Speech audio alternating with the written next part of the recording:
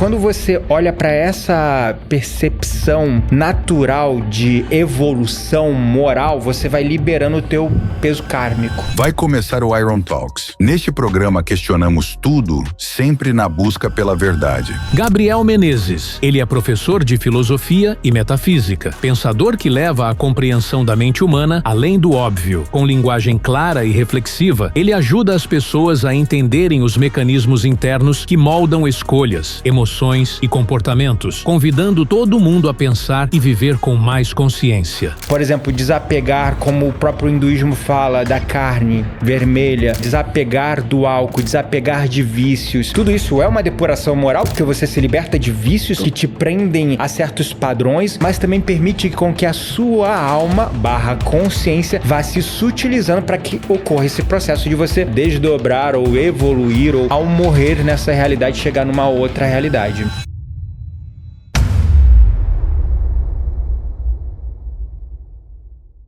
Me fala um pouco sobre a Helena Blavatsky, por que ela causa tanta curiosidade nas pessoas e qual a maior relevância da obra dela?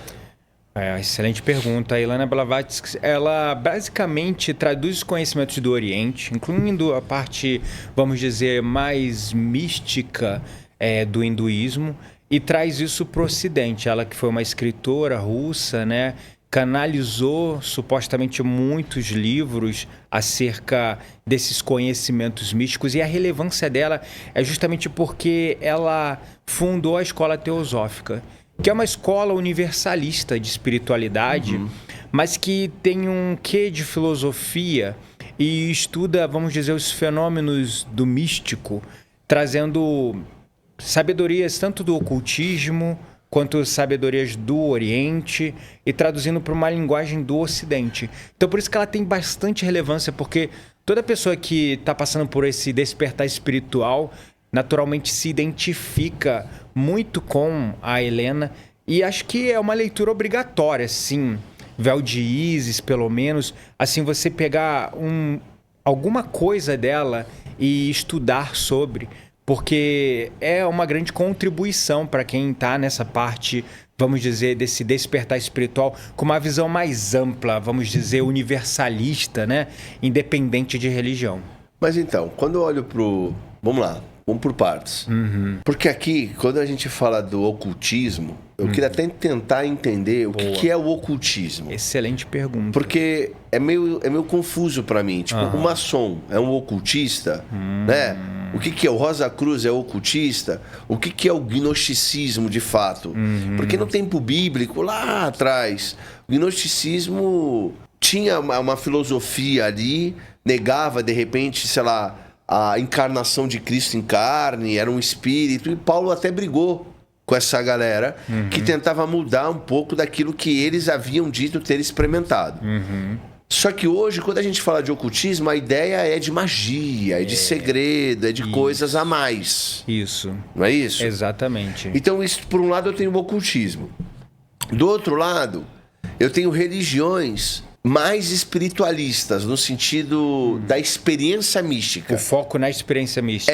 Candomblé, Umbanda, e o próprio espiritismo, algumas porções do espiritismo. Principalmente na parte do mediunismo, né? Exato. Que, é inegável. O cara vai lá, ele vai psicografar, ou ele vai ouvir, vai dizer, ou ele vai tirar do algodão alguma impureza, ou o passe que de repente sai a doença. Isso. No candomblé você já tem a oferenda, a incorporação, digamos, né? Que é mais uma acoplação, a gente fala isso aqui e tal.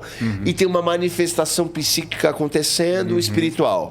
Perfeito. E tem as magias. Então você tem, de um lado, o ocultismo, que ninguém sabe o que é. Aí você tem, que é uma organização. Tá. Aí você tem essa espiritualidade. Você tem o hindu. Sim. Que também envolve uma espiritualidade, mas tem muito de filosofia, tem muito de consciência corporal, mas, sobretudo, da consciência que transcende para o todo. O foco é na consciência. É na consciência, que transcende para o todo. E vai manifestar, a partir do momento que você controla o todo, fisicamente isso pode se manifestar em uma relação mais harmônica com a própria natureza. E aí você tem as religiões monoteístas. Então você tem o judaísmo, o islamismo e o cristianismo. Que é muito mais prático. Todas elas têm um livro, você vai seguir algumas normas, tem uma regra de fé, vai ter variações, mas é um só Deus, e normalmente você só tem que acreditar naquele Deus e praticar na tua vida uma coerência de acordo com aquilo que aquele Deus representa o de ser. Verdade. Pronto, tentei resumir ao máximo. Eu queria destrinchar com você hoje esses aspectos, porque a Blavatsky ela misturou, pelo que você explicou, um pouco de cada uma dessas coisas. Um pouco do Oriente com o ocultismo, né? E é importante a gente observar, não tem as faculdades, vamos começar pela questão do ocultismo. O que é o ocultismo exatamente, né? Não tem as faculdades hoje em dia? Você faz um vestibular, você paga uma mensalidade, você é aprovado e você tem graus lá dentro da faculdade, onde você vai passando de série, de período, até você colar um grau no final. No passado, as faculdades eram as escolas iniciáticas. Desde o Antigo Egito, da Grécia, você tinha ali as escolas iniciáticas. Essas escolas eram as faculdades, as universidades da época. E elas naturalmente estudavam ciências que hoje a gente estuda e dá nomes diferentes. Mas eles estudavam aspectos também muito ligados ao Theos, ao conceito de Deus, ao conceito de religião. E não era só um foco na parte, vamos dizer, mecanicista que nós temos na educação prática e focada nessa parte de qualificar a mão de obra técnica para o mundo, qualquer que seja a área. No passado, o foco não era tanto no capital ou em formar mão de obra.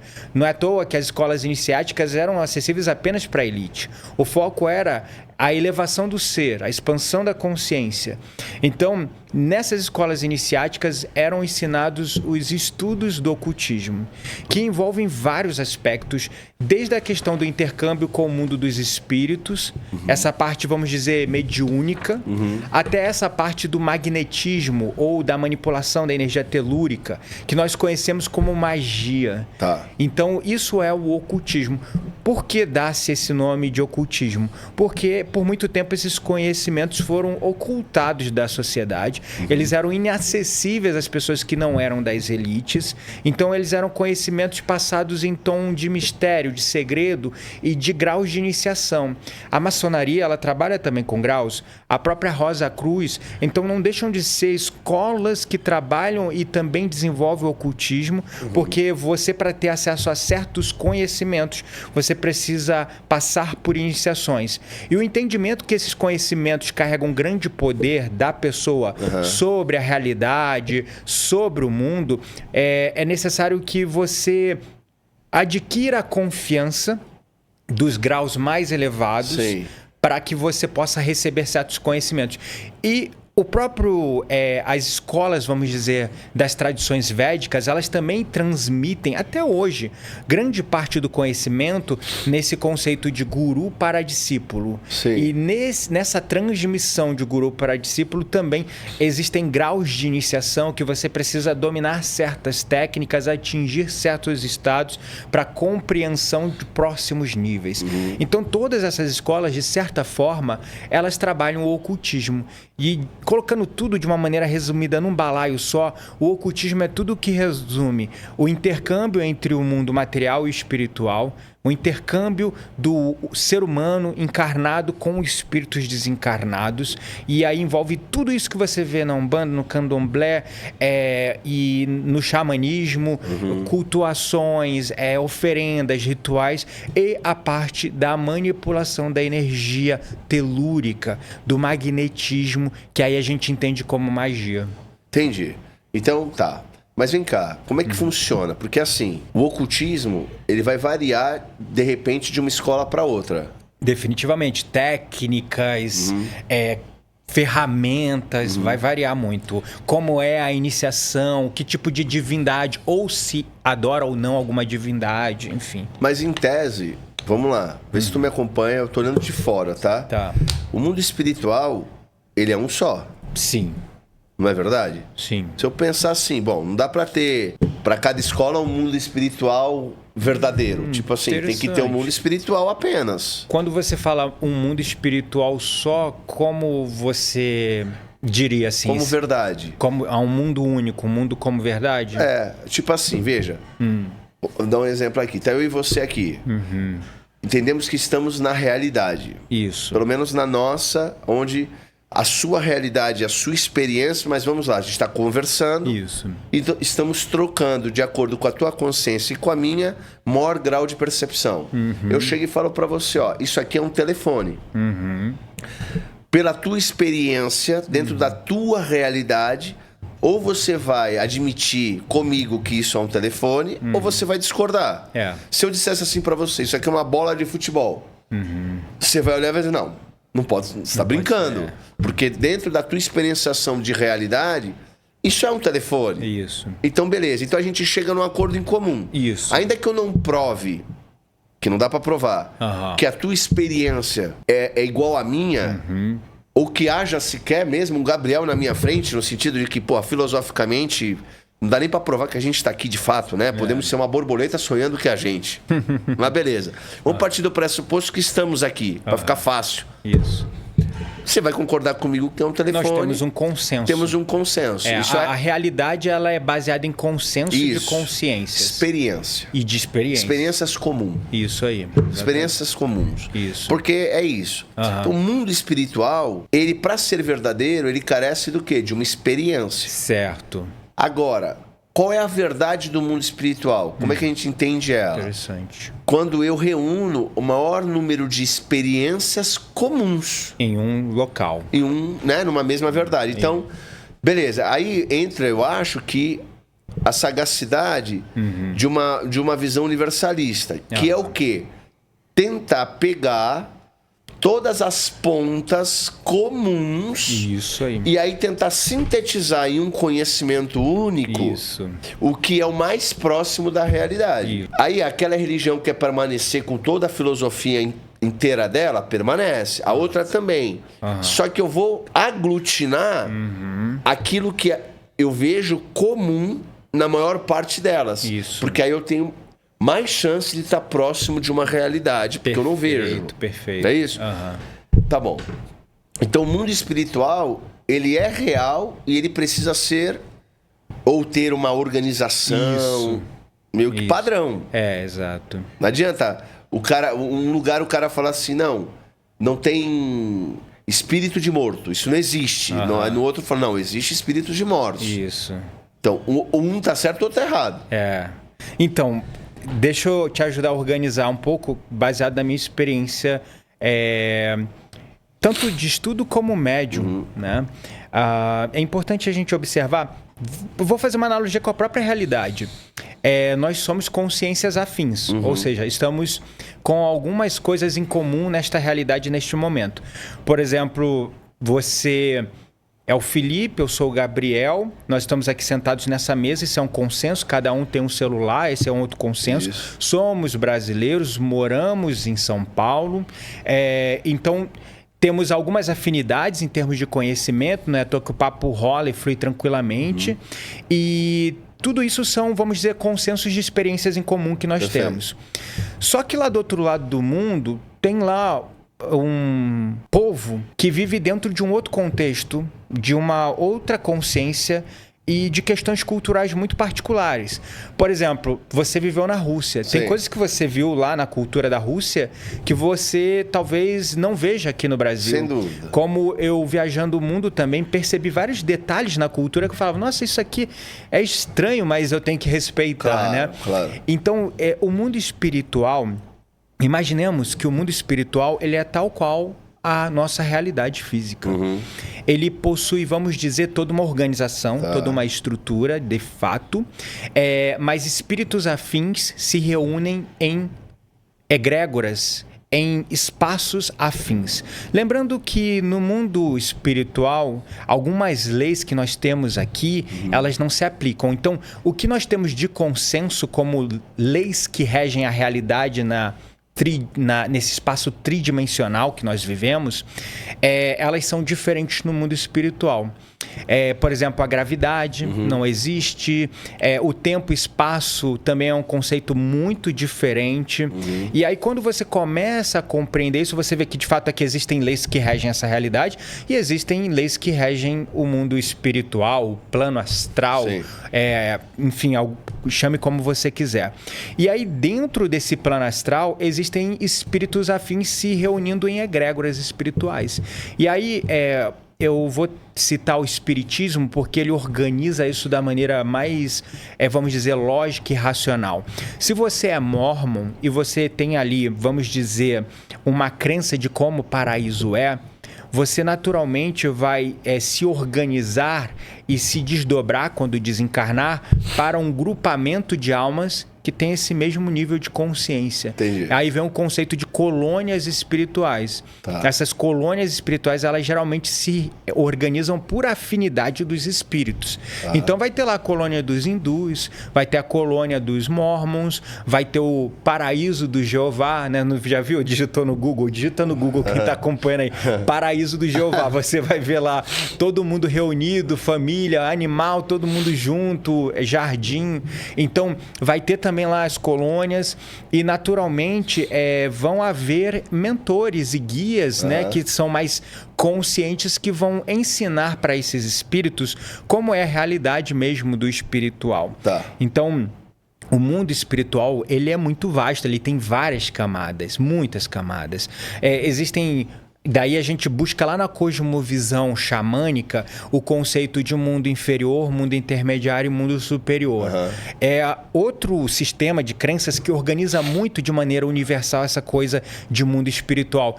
E por que o espiritismo ou o xamanismo eu cito com frequência? Porque eles trabalham muito com experiências de desdobramento de consciência, onde você visita esses reinos da consciência. Tá. Então, o mundo inferior ele seria equivalente ao que algumas tradições chamam de umbral, outros chamam de limbo, alguns chamam de Gehenna, outros o inferno de Dante Alighieri. Sim. É o mundo inferior. O mundo intermediário é o mundo da matéria, é o mundo que a gente está aqui, né? O mundo tridimensional de tempo e espaço. E o mundo superior seria equivalente aos reinos angélicos, paradisíacos, os verdadeiros paraísos, que dentro da visão espírita seriam os orbes, planetas mais evoluídos que o nosso, que eles chamam de planetas regenerados ou planetas ditosos. E não quer dizer que por ser planetas, eles estão no mesmo nível vibracional de carne e osso que a gente. Eles estão em níveis de consciência intangíveis para a gente como carne e osso. Entende? Mas dá para entender tudo como matéria, Gabriel? Ah, muito boa essa pergunta. Certa vez eu li um livro, se eu não me engano, do Osmar Isoldino, agora Osmar Rezende, que é um médium, e aí ele falava do planeta Estrela de Luz. E aí ele perguntava, né, uma pessoa, contava a perspectiva de uma pessoa que estava em desdobramento, acompanhando alguns espíritos de luz, e estava sendo apresentado a esses espíritos de luz esse orbe mais elevado que estaria mais ou menos na constelação do Colcheiro, mas no nível de vibração mais elevado, que seria, como eles chamam no livro, planeta Estrela de Luz. E lá perguntam, vocês têm matéria? Vocês se entendem com matéria? Aí eles respondem, sim.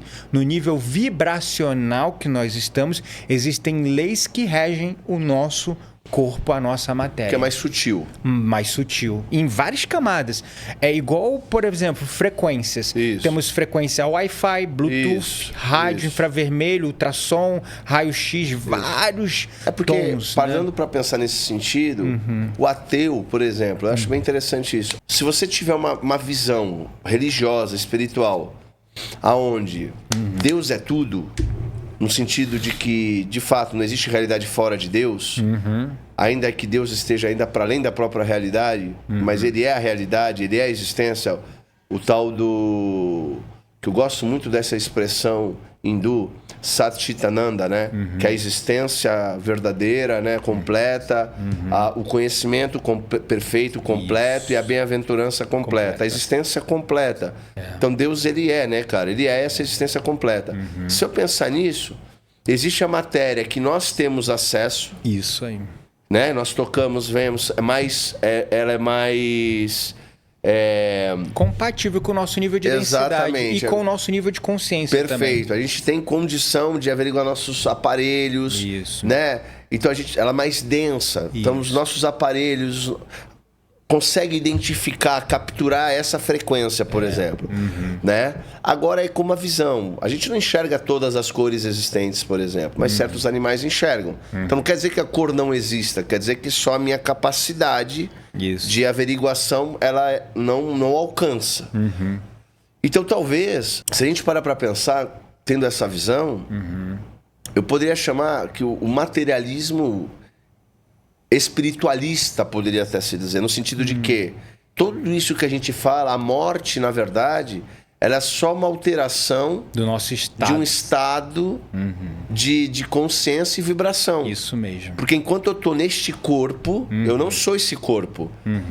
Eu me manifesto nesse corpo, mas a minha consciência ou a minha alma, ela é eterna. Isso aí. E se manifesta. A partir do momento que eu deixo essa carne, eu só troco o meu estado de matéria e vibração e sigo nessa mesma realidade. Isso aí. Seria mais ou menos isso? É bem nesse contexto, é importante ressaltar que, assim, vai muito depender do teu nível de apego ou não à matéria. Sim. Várias tradições, inclusive, né, trazem essa questão quando você vai abordar as tradições espiritualistas em geral. Por exemplo, o cristianismo ele chega num nível dele até condenar o mundo material como uma completa ilusão, como completo pecado, a ponto de realmente destituir o sagrado do físico. Isso. Porque o ideal é realmente muito espiritual, assim. Se libertar deste mundo, desta matéria densa e evoluir, né? Só que muitos espíritos, eles ainda estão apegados à matéria. Sim. Estão apegados às coisas que têm. Sim. Se identifica com... As posses, isso. as relações e tudo isso. Então, por isso que várias tradições, por exemplo, o hinduísmo, o budismo, especialmente o budismo, né, de uma maneira bem estruturada. O estoicismo não como uma visão religiosa, mas também dentro dessa linha que bebe muito do budismo, ou tem muitas similaridades do budismo, existe esse trabalho de desapego da matéria. O negar-se a si mesmo. Negar a si mesmo, exatamente. Desapego da matéria. Então, esse desdobramento em camadas e níveis de consciência vai depender muito do teu nível de evolução moral, né?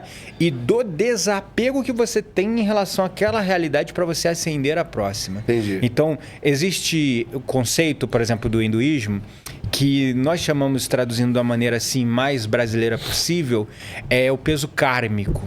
Né? O peso kármico está ligado a débitos pregressos que você acumulou em outras existências espirituais ou terrenas, onde você, como espírito imortal, e aí eu ressalto essa coisa do espírito imortal e não espírito eterno, porque eterno não é Deus, né? Que não tem princípio, não tem meio nem fim.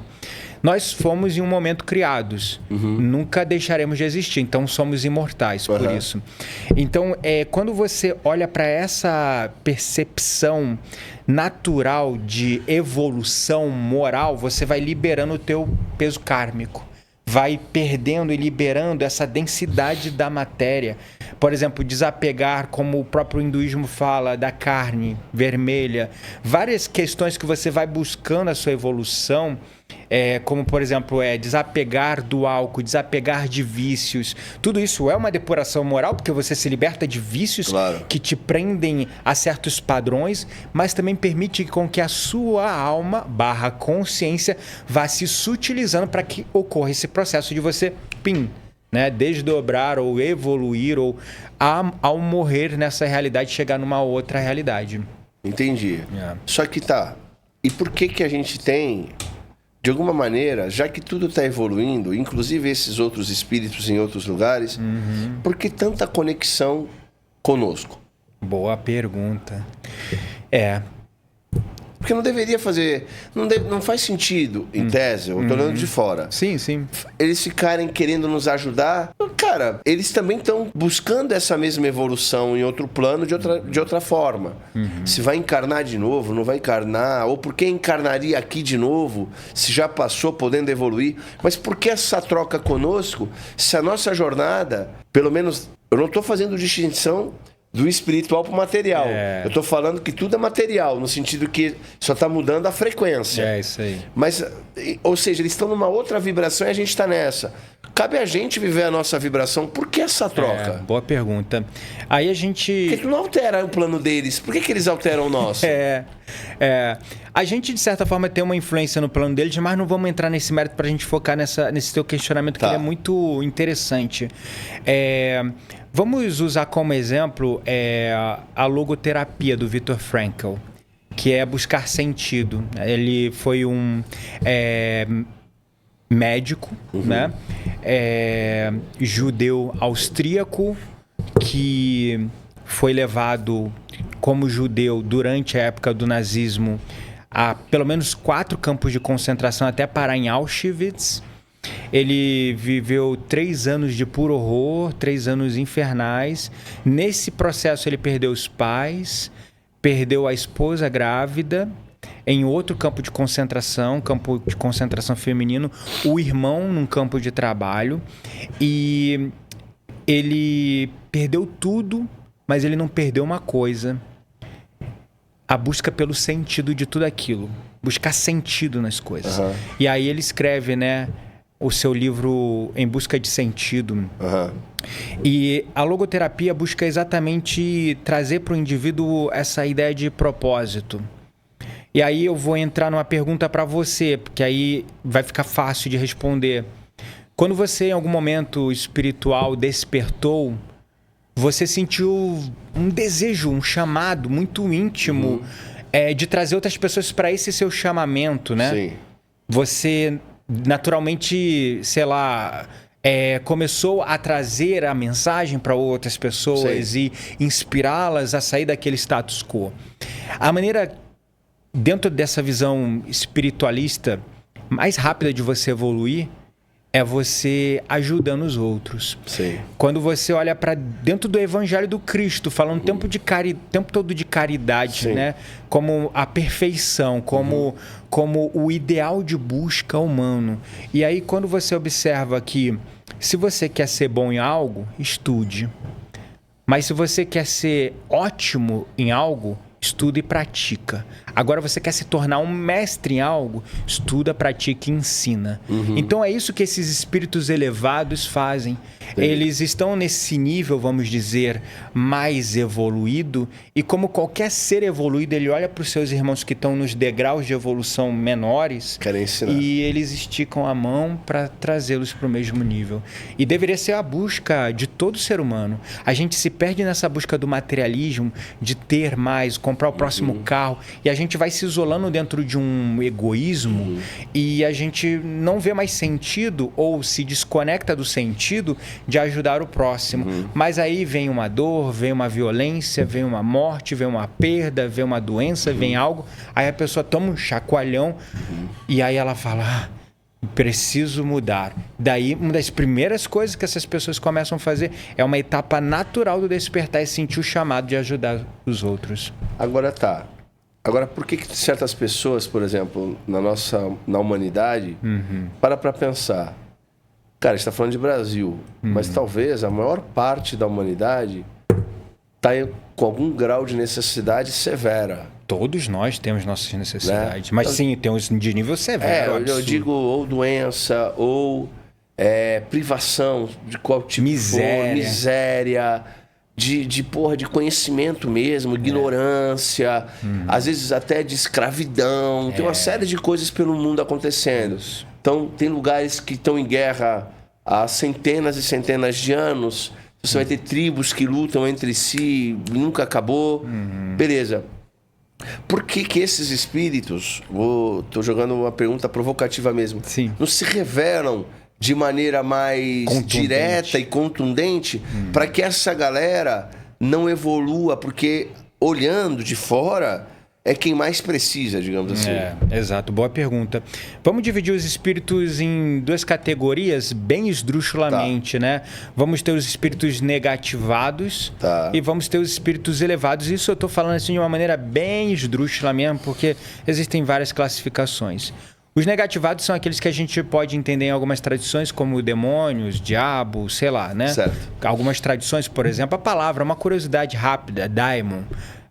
A palavra demônio deriva de daimon, que no passado era uma palavra usada do grego para nomear os espíritos. Esse intercâmbio com os espíritos sempre existiu, desde o Antigo Egito, da Mesopotâmia, na Grécia, o próprio cristianismo, vamos dizer, primitivo, já tinha esse intercâmbio com o mundo espiritual. O judaísmo também. Só que por que condenam tanto, em alguns pontos na Bíblia, essa questão do intercâmbio com os espíritos e meio que rebaixam todos eles, inclusive os elevados, à condição de demônio? Justamente porque no passado, pelo nível de consciência que nós tínhamos, e isso é inegável, você olha hoje, tem guerra ainda, tem violência, tem morte, mas pô, hoje você consegue ter a sua casa e mantê-la segura muito mais facilmente do que na era medieval. Nós evoluímos. Nós evoluímos. As pessoas falam que a gente está degenerando, que só piora. Eu não consigo ver isso, porque se você compara historicamente o nosso momento com, sei lá, a época da Segunda Guerra Mundial, da Primeira Guerra Mundial, da Idade Média, pô, você tinha lá tua casinha, tua fazendinha, do nada vinha uns caras lá loucão, invadia, matava todo mundo. Era tribal, era tribal. Terrível. Exatamente. Hoje tem lei, tem polícia. A polícia é corrupta, mas calma. Mas tem uma organização mínima. Exato. Então, nós estamos definitivamente muito mais seguros hoje do que a gente esteve no passado. Então, no passado, pelo nível de consciência que nós tínhamos mais primitivos, como você falou, nós tínhamos o intercâmbio com espíritos no nível da nossa consciência. Então, as pessoas usavam muito espírito para consultar a sorte, para fazer trabalho contra o outro. Aí vem essa coisa da magia negra, toda essa coisa do ocultismo negativo, né? Porque tem o ocultismo positivo, a gente também tem que separar. Sobre carro. Vamos lá, o carro. Você é uma pessoa boa. Você vai dirigir seu carro de maneira responsável. Você é um cara que tem ali noções de cidadania, de princípios, direito cívico. A ferramenta é o carro. Você vai usar ela de forma segura. Mas não tem pessoas que dirigem imprudente, com o mesmo carro, o mesmo modelo que teu, fazem alteração no veículo, dirigem imprudentemente. Então, o carro é uma ferramenta. Entendo o ocultismo como uma ferramenta que pode ser usada tanto para o bem quanto para o mal. E no passado, usava-se parte dessa parte do ocultismo, como eu dividi de maneira também bem esdrúxula o ocultismo na parte do magnetismo, que é a manipulação energética das energias telúricas, e a parte do intercâmbio com os espíritos. Nessa parte do intercâmbio com os espíritos, o contato era muito grande com espíritos negativados, por conta do nível de consciência daquelas pessoas na época. Então, naturalmente, muitos escritos da Bíblia vão condenar essa relação, porque historicamente, na época que a Bíblia ela foi desenvolvida, foi escrita, as pessoas usavam isso para prejudicar o outro, para fazer trabalho contra o outro. Para egoísmo, exatamente. E aí vem esses conceitos de espíritos negativados. Mas, desde sempre também tivemos nossos irmãos, os espíritos elevados, que nós chamamos em algumas tradições como anjos, arcanjos, querubins, serafins, chame como você quiser, são espíritos de luz que também têm seus níveis e graus, conforme o seu próprio nível de consciência. Então, quando você entende o mundo espiritual, que ele tem tanto espírito ruim como espírito bom, você vai entender aí a questão de por que eles não se revelam de forma contundente. E aí, olhando na perspectiva dos espíritos elevados, existe uma lei máxima, e até a própria Bíblia deixa clara, talvez não tão claramente, mas assim, o Cristo nos ensinou: amai-vos uns aos outros como eu vos amei, jamais faça aos outros aquilo que não queres que te faça. isso está implícito o conceito de livre-arbítrio. Sim. Os espíritos elevados, eles têm um cuidado máximo com o livre-arbítrio. Eles entendem que se você está errando, é um processo de aprendizado teu, que às vezes você, como pai, deve entender melhor que eu. Você talvez vê seu filho cometendo certos erros e você fala, não vou deixar ele ir até um ponto para ele quebrar a cara, aí ele vai aprender. Né? Então, esses espíritos elevados, eles respeitam muito essa coisa do nosso grau de evolução, o estágio que a gente está. Mas eles estão o tempo todo nos enviando sinais, trazendo uma pessoa que está no nível, uma pessoa encarnada que está no nível consciencial mais conectado com a gente, trazendo para perto da gente, falando uma mensagem de amor, de luz e nos trazendo iluminação. E aí os espíritos negativos, eles não querem se revelar também, porque se eles se revelam tão descaradamente, eles deixam de ficar soprando aqueles pensamentos negativos que você acha que é seu, que é aquilo que a gente chama de obsessão ou auto-obsessão. Então, por isso que não há essa revelação tão contundente dos espíritos, embora sim, se você tiver olhos de ver, né, você vai ver, né, que aí entra a questão da sensibilidade, da mediunidade de cada indivíduo, entendeu? Entendi. Agora, mas de novo, volto. Eu entendi que eles respeitam o livre-arbítrio, tá tudo bem. Mas pensa comigo, de novo, eu sei que você falou de maneira mais superficial para todo mundo entender. Mas, cara, tem gente que não tem consciência para ter livre-arbítrio, entendeu? Você falou um ponto interessante. Que é aquelas pessoas que precisam ser presas, por exemplo. Ou garotos, cara, que estão crescendo numa tribo, ou numa vila, ou numa comunidade extremamente violenta, e que para eles não é chegado o amor, ou a virtude, o abraço, a empatia. E esses garotos, eles já crescem num ambiente que eles são levados para a própria maldade, tá ligado? Por que esses espíritos não chegam para intervir ao máximo nesse momento? E existem, além disso, né, dessa questão do livre-arbítrio, existe uma questão de consciências afins se conectam com consciências afins. Então, esses nossos irmãos que estão nesse ambiente, eles vão estar envolvidos de uma horda de espíritos negativos, recebendo um bombardeamento de influências negativas de todo tipo. Faz isso, acontece, mata, destrói, rouba, é teu direito, você merece. São esses irmãos negativados o tempo todo ali, que também não se revelam de maneira contundente, porque é muito mais fácil eu te manipular se você não souber que eu sou uma voz na tua cabeça. Claro. Então eles ficam ali soprando coisas e o cara acontece, faz um monte de besteira, eles vão se refestelando daquilo, porque eles precisam de uma coisa que os espíritos elevados não precisam. Eles precisam de ectoplasma, eles precisam dos seus fluidos, eles precisam da tua energia, porque eles não conseguem mais sustentar a forma deles, a energia deles, sem estar acoplado a algum encarnado, alguma pessoa viva que está preso no vício, na violência, em alguma forma que eles se alimentam daquilo. Os espíritos elevados, eles já aprenderam a absorver a energia do fluido cósmico universal, quase como uma fotossíntese, uma energia que se obtém da luz, sabe? Eles já conseguem sustentar o campo deles sem essas necessidades, vamos dizer, físicas.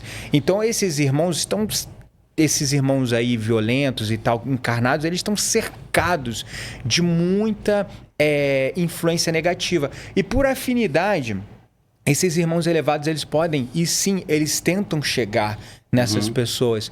Mas sabe uma pessoa gritando no meio de uma tempestade no deserto? Não vai ouvir nada. Não vai ouvir nada, entendeu? Entendi. Então eles tentam ajudar. Dentro sim. do nosso grau de evolução, tu acha que você falou intermediário.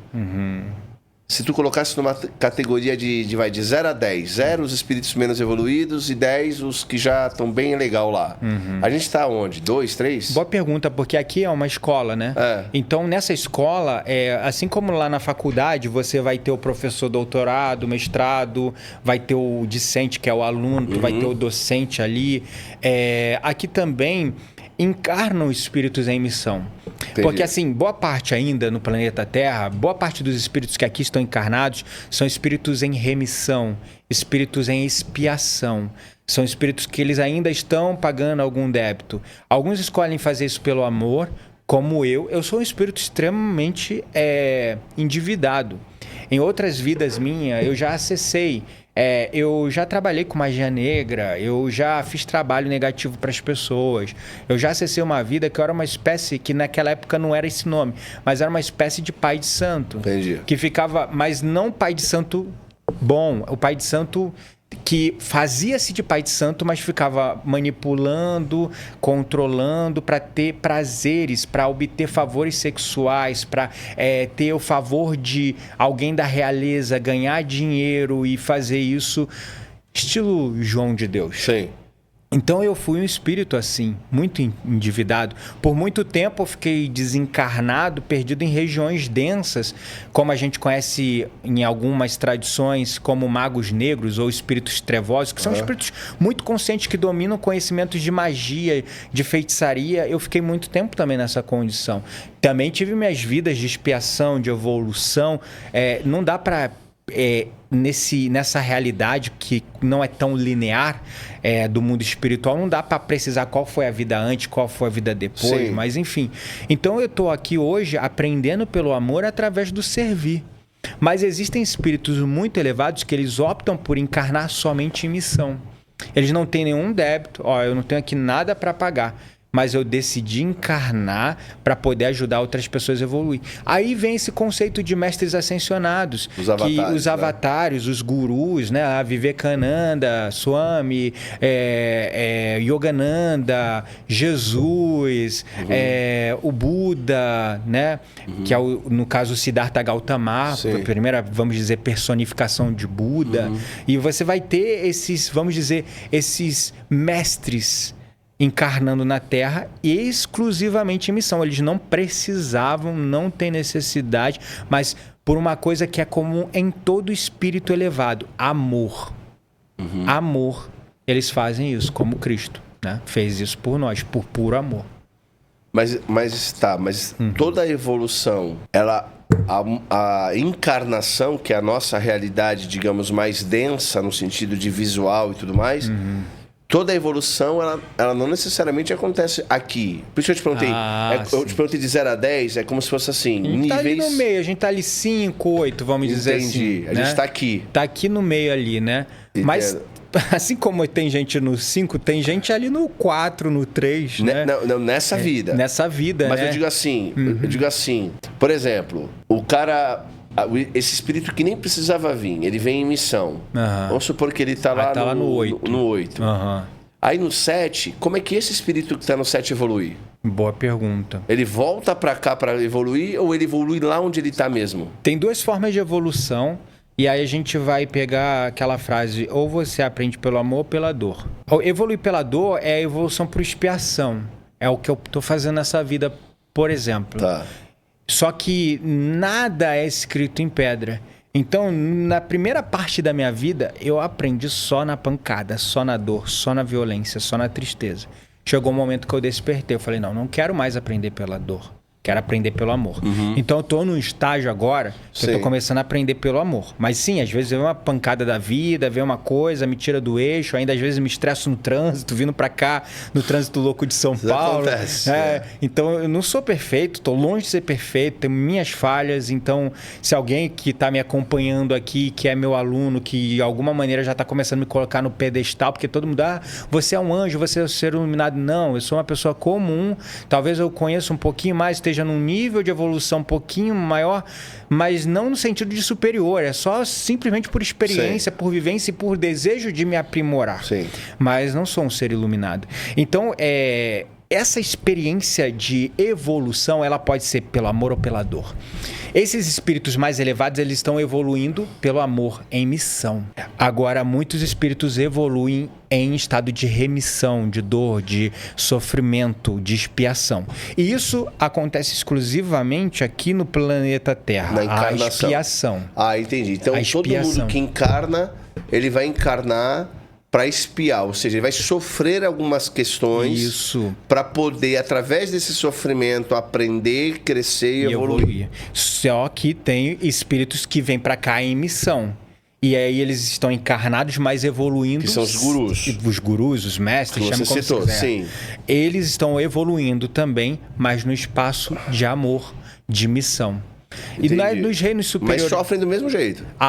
Definitivamente. Jesus sofreu pra caramba. Sofre no Calvário, sofre com a dor do outro, né? Isso, mas eu entendi o que você falou. Eles são puro amor. Exato.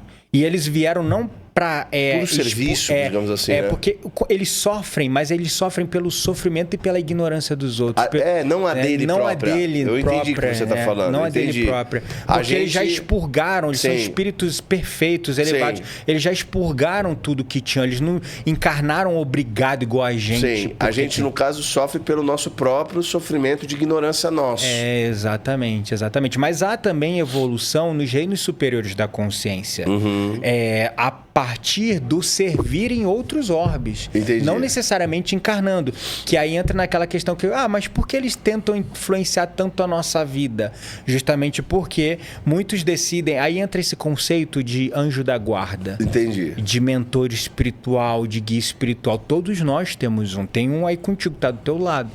Então, esse irmão que está aí com você, ele está aí e é uma pessoa que te ama muito, que foi um pai teu em outra vida, que foi um irmão que hoje você não lembra, mas você sente saudade, aquela coisa que aqui você tá na Terra e aí toda aquela sensação de que você pertenceu a um outro lugar, que lá no fundo, quando a gente cava, a gente sente saudade e tá ligado a essa egrégora, a nossa família de alma, e eles estão aqui por puro amor, na condição de desencarnado, mas nos protegendo o tempo todo, nos orientando, afastando o olhar do mal para aqueles que são justos, porque novamente entra a questão de afinidade. Se você está num nível de padrão vibracional, e aí a gente entra no conhecimento que deriva um pouco do ocultismo, a Blavatsky fala, mas não necessariamente na forma como a gente conhece, as 7 leis herméticas, que fala do conceito do o todo é mental. Isso. Então, tudo define, nessa realidade, o que define tudo que a gente vive é a consciência. Então, se você está numa consciência onde você está aberto à violência, no nível de afinidade com a violência, você vai ser muito mais provável de ser alvo da violência. Porque você atrai isso. Porque a correspondência ao mesmo tempo. É a lei da correspondência, exatamente. Você atrai aquilo que você, de certa forma, vibra conforme teu padrão consciencial, que não necessariamente a galera mais, vamos dizer, espiritualista New Age identifica que é coisa de vibrar alto no amor. Tá ligado à tua moral, porque não adianta você vibrar alto no amor, e não praticar mas não praticar o amor, ou tá cheio de vício, cheio de mania, cheio de neurose, entendeu? Entendi. Então é exatamente, não adianta só pensar, vibrar no amor, ler bons livros, se você não traz e vivencia isso na matéria. Então você não tá necessariamente nesse padrão de consciência. Então é isso, né? A gente tá sendo o tempo todo protegido. Talvez você tenha algum relato de uma situação que você fala, isso foi livramento de Deus. Entendi. Isso aqui me pegaram na mão. Eu me lembrei agora de uma situação muito aleatória. Eu estava em Malta, que é uma ilha no meio do Mediterrâneo. Minha esposa foi fazer intercâmbio lá, aproveitei e fui com ela. Malta é um país, as pessoas às vezes confundem, acham que é a Itália, mas não, é um país mesmo, próprio, né? E a gente estava numa praia, que agora eu não me lembro o nome, e as praias lá, como aquelas ilhas pedregosas no meio do Mediterrâneo, você tem poucas praias com aquela areia branquinha, porque não é continental igual. É pedra. Pedra, né? Mas aquela água azul, clarinha, turquesa, coisa maravilhosa. Eu tava subindo numa pedra e eu tava com chinelo. E era muito íngreme. E eu me lembro que eu tava subindo. E aí sabe quando você tenta catar assim pra subir, mas tu não cata nada e tu sente teu corpo indo pra trás? Eu senti na hora algo me empurrando pra frente. E aí eu consegui catar. Quando eu olhei pra baixo, era a altura aqui da academia. Aqui, ó. Você estava ferrado. E era pedra escarpada. No mínimo, eu ia ficar aleijado. Não, é porque a galera não sabe o que é cair pra trás. Exato. 4 metros de altura, o cara morre. Se deixar, 3 morre. 3 metros morre, caindo pra trás, do jeito que você a altura do teto aqui, caiu de cabeça aqui, você morre. Exatamente. Ainda mais depois de velho. Que qualquer coisa quebra. Nem brinca. Então, quando eu tentei catar, que eu não achei nada, eu não consegui alcançar a pedra, e o meu chinelo escorregou, eu senti meu corpo indo pra trás, ao mesmo tempo eu senti um impulso pra frente e eu consegui pegar a pedra. Ali, hoje eu olho pra trás e falo, meu Deus, ali foi Meu anjo da guarda. guarda. Que a gente chama de livramento. Livramento, né? Então, esses irmãos espirituais, eles estão o tempo todo zelando pela gente, dando esses livramentos. E muitos livramentos que você nem sabe que estão acontecendo. Existe aquele livramento que você só sabe depois, ou às vezes você nem fica sabendo. Um dia eu fui pegar um ônibus. E eu todo dia pegava o ônibus no mesmo horário, porque eu trabalhava numa empresa lá no outro lado do Rio de Janeiro, na época que eu morava no Rio, e eu fui pegar o ônibus e assim, por coisa de 5 minutos, porque eu me atrasei com alguma coisa em casa, eu perdi o ônibus, eu fiquei revoltado, aí aquilo que eu chamo de bênção disfarçada de maldição. Eu comecei a amaldiçoar, perdi o ônibus só daqui a 45 minutos, vou chegar pelo menos, porque é aquela história, né, o trânsito, não é 45 minutos que você atrasa, né? Porque o trânsito vai acumulando. Vai acumulando, né? Eu falei, vou chegar muito mais atrasado, não sei o quê. E comecei a amaldiçoar. Beleza, cheguei no trabalho estressado, revoltado, blá blá blá, mal-humorado. O dia foi uma porcaria. No outro dia, eu entrei, consegui pegar o ônibus no mesmo horário. Aí sentei lá no banco. Aí uma pessoa tava do meu lado. Ué, você não tava... Ninguém fala com ninguém no ônibus, mas nesse dia a pessoa olhou pra mim e falou... Que a gente se vê, né? Sim. Então você sabe quem tá pegando o ônibus. Quem tá pegando o ônibus no mesmo horário, o trem no mesmo horário, no mesmo vagão, sei lá. Aí a pessoa... Nossa... Tu não foi trabalhar ontem, não? Eu até estranhei.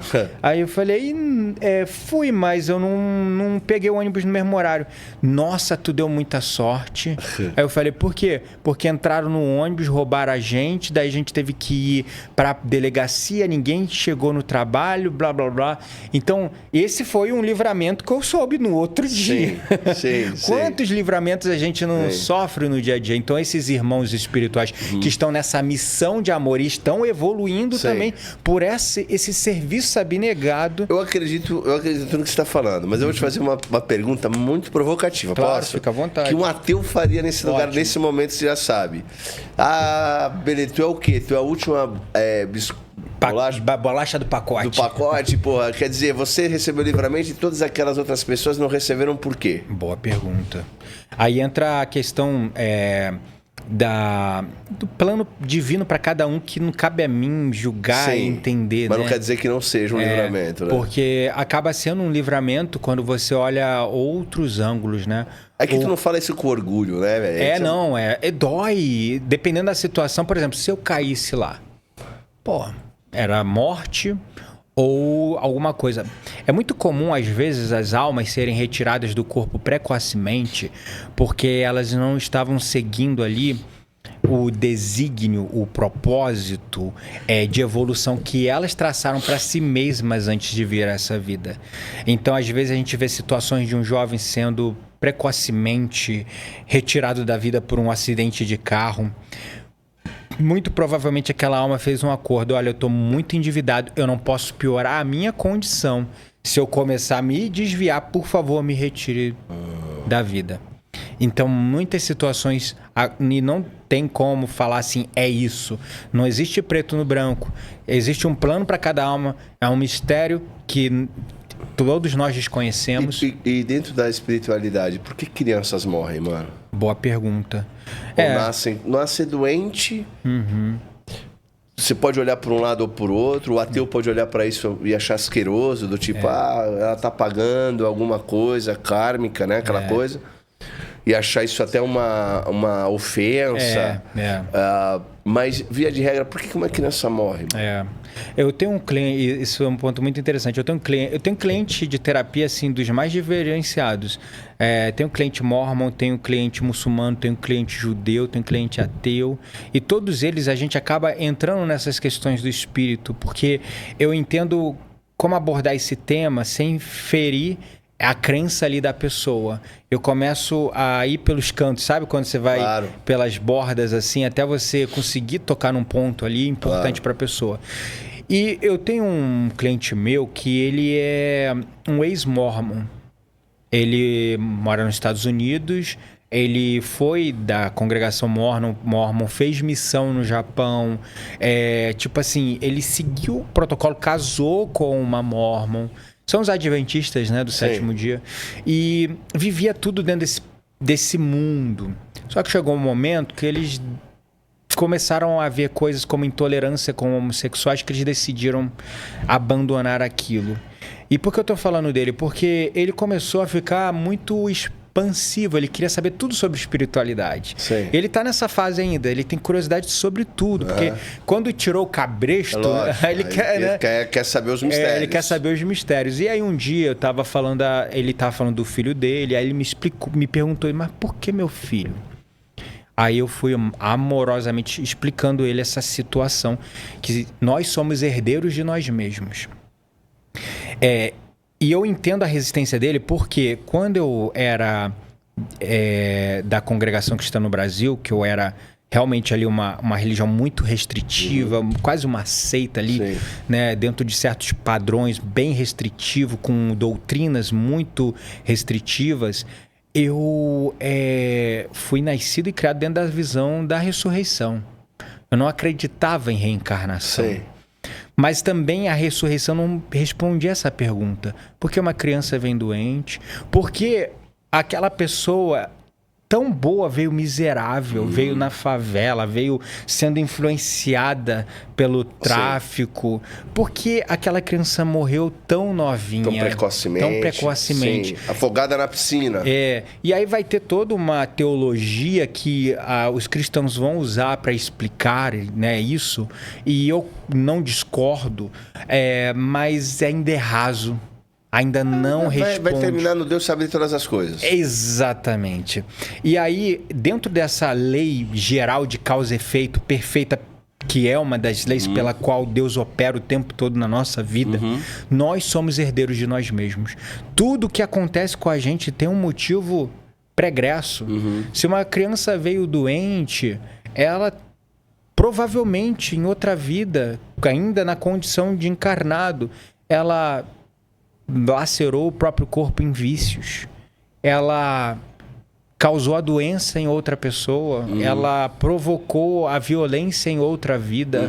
Alguma coisa do tipo. E quando eu falei isso para esse meu cliente, eu achei que eu ia perder o cliente. Por mais que ele estivesse aberto e não estivesse mais na religião, ele falou, cara, ele falou assim, Gabriel, vou ter que sentar nisso, vou ter que meditar, mas eu ainda não consigo alcançar. Porque a impressão que dá é o seguinte, o cara, vamos lá, nessa criança doente, uma doença severa, você ainda tá culpando ela pela própria doença dela, tá ligado? E a gente olha... De maneira indireta está fazendo isso, né? E a gente olha a criança com aquele olhar como um ser inocente. Inocente, então, quando a gente pega aquele ser inocente e fala que já tá sofrendo, então a compaixão e o amor que existe em nós impede a gente de olhar ela com um olhar negativo do julgamento e da culpa que ela mesma provocou sobre si mesma. Mas então, aí que eu vou te falar uma coisa. Aí eu já acho, assim, é óbvio, né? É difícil. Mas o hinduísmo, nesse aspecto, eu acho ele muito interessante quando a gente pensa na consciência do uno, né? Do tipo assim, eu sou, né? Da ideia de você estar conectado com o eu eterno. Por quê? Porque ele não é aquele corpo, né? Ele não é aquela enfermidade. Ele não é aquele estado. Ele é eterno. Ele está para além disso. Então, a tua compaixão, ela se dá para aquele ser... E tudo bem, nós somos humanos, a gente tem essa compaixão. Mas se você conseguir olhá-lo sem a separação do eu-ele, mas eu... E aí você percebe que, né, na experiência concreta da vida, ele é eterno. Aquilo ali é só... É uma manifestação limitada do corpo, mas ele não é o próprio... Você que tem um corpo perfeito, você é chamado a não se identificar com esse corpo? Exato. Porque vai gerar sofrimento? Exatamente. Você foi no ponto que eu acho muito bonito dessa visão, né, hinduísta. Mas, por outro lado, ela tem outra visão. Ela divide as almas em castas, que, de certa forma, se projeta ainda na sociedade em castas. Porque no nível espiritual existem, sim, hierarquias. Espíritos mais evoluídos e menos evoluídos. Isso. Só que eles projetam isso na sociedade de uma maneira tal, como quase religiosa. Se você nasceu naquela casta, você não tem como evoluir para outra casta. Não nessa vida, entende? Você tem que ganhar. Aí justifica eu tratar mal um cara que eu vejo como ser inferior a mim por ser daquela casta. Mas eu não tô falando isso... Mas aí já é uma deturpação, uma aberração dentro da própria ideia de sermos um, né? Exatamente. Porque que tu vai pegar esses mestres, Vivekananda, Yogananda, eles falam pra você se derramar em amor. Exatamente. Que não existe um eu e um ele ou você melhor do que outro. Exatamente. Aí já é aí eu acho que é o que a religião faz de melhor, velho. É deturpar as coisas. Porra. Acho que a religião é mestre. É a mestra. É craque. Eu não tenho nada contra religiões de forma alguma. Eu não me considero religioso, me considero espiritual. Sei que muitas pessoas falam, tem um cara certa vez que ele comentou num post meu e falou assim, como é que é? Teologia sem religião é putaria, um negócio assim, sabe? Tipo, tá ligado? Diminuindo essa coisa, né? E eu respeito, porque eu entendo que cada consciência, ela tá num nível e ela precisa daquilo para que ela possa evoluir. Cara, eu vou usar meu exemplo de novo. Quando moleque, desde criança, é bizarro. E eu sei isso, o porquê disso hoje, mas desde criança eu era muito fissurado em qualquer coisa que envolvesse sexo ou nudez. Eu ficava me esgueirando para pegar as revistas pornográficas do meu tio. Eu olhava as meninas da minha escola com um olhar de desejo. Eu cresci adolescente, quando chegou na puberdade isso ficou absurdo. Mas eu nunca fiz nada, sabe por quê? Porque eu fui colocado numa família, dentro de uma religião, que o sexo é a maior abominação. O sexo é o maior pecado, a maior condenação fora do casamento. Então, eu não me desviei. No período que eu poderia ter mais errado, por exemplo, poderia ter iniciado minha vida sexual precocemente. Eu poderia, nisso, ter visto certas facilidades e me envolvido em excessos e me perdesse dentro desse vício sexual. Eu não me perdi porque eu estava numa religião que falava que se você transar antes do casamento, você vai ser condenado, você vai pro inferno. Então eu só tive a minha primeira relação sexual com 19 anos de idade. Entendeu? Então, assim, tem certos critérios que a religião ajuda a frear os impulsos dessa consciência alma mais instintiva. Porque em outras vidas eu sempre tive uma questão com o sexo. Sim. Como eu citei, essa vida onde eu fui um suposto pai santo que usava da lábia, do magnetismo, da manipulação. Manipular sexualmente pessoas, entendi. Exatamente. Então eu vi, como eu disse, nós somos herdeiros de nós mesmos. Sim. Eu vim com isso no meu código. Entendi. E a espiritualidade foi tão boa comigo que me colocou dentro de uma religião extremamente restritiva para que no período de maior borbulhar desse vamos dizer, dessa química hormonal, essa efervescência, eu estivesse num cabresto muito rígido para não me desviar, até eu poder ter um pouco mais de consciência adulta, maturidade para controlar esse instinto. Não, então, indiscutível. A religião ela pode servir positivamente para muita coisa. Teve várias coisas negativas, não tiro também. Claro. Eu cresci lá ouvindo falar que aquele era o único caminho para salvação. Eu olhava para as pessoas e a gente chamava de criatura. Qualquer pessoa que fosse fora da igreja era criatura e a gente tratava com desdém, não podia se misturar, não podia ter amizade. Então tem essa coisa aí também. Sempre vai ter o positivo ou o negativo. Exatamente. Agora, tá, mas de toda maneira, de maneira geral, a religião ela é craque em deturpar princípios. Até a questão da sexualidade, pô, era extremo, era um nível extremo, tipo, é pecado mortal, blá blá blá, só transa pra poder procriar. E a gente tem que ter uma relação saudável com o sexo, né? Claro. Então tá, entendi. Vamos lá, estava beleza, só pra gente fechar esse ponto. Agora vem cá, então lançou no amor, né? Que a gente está falando que esses mestres eles vão mais espiritualizados, lançaram no amor, nós estamos nesse processo de sofrimento, mas você acabou não falando da criança que morre cedo. Talvez seja por causa de um pedido ou de alguma coisa. Ou realmente estava ali no plano encarnatório daquela criança. Assim, eu já... Em uma literatura... Pode ser que a vida dela tenha sido só para ensinar os pais? Cara, isso é um ponto muito interessante, mas eu quero separar. Não tem um pedaço na Bíblia que... Você é melhor que eu nessa parte, porque eu não consigo lembrar versículo, livro, mas, se eu não me engano, chegam para Jesus e perguntam: pai, quem pecou? Vem um cara cego, de nascença. Quem pecou? Ele, o pai dele? Aí falou, nem ele, nem os pais... Mas ele nasceu para que se manifeste a glória de Deus. Exatamente. Dentro do Evangelho segundo o Espiritismo... E por que Evangelho do Cristo segundo o Espiritismo? Porque se o Espiritismo tivesse florescido lá na Índia, ia ser o Evangelho do Hinduísmo segundo o Espiritismo. Como até tem a Yoga de Jesus, Yogananda fala bem isso. Exatamente. Sim. Então, pegaram a linguagem aqui do Brasil, da Europa, porque o Espiritismo ele nasceu na França, né? E usaram qual era a linguagem? A Bíblia. O que dominava? Não era nem o cristianismo, né? Era o catolicismo ainda.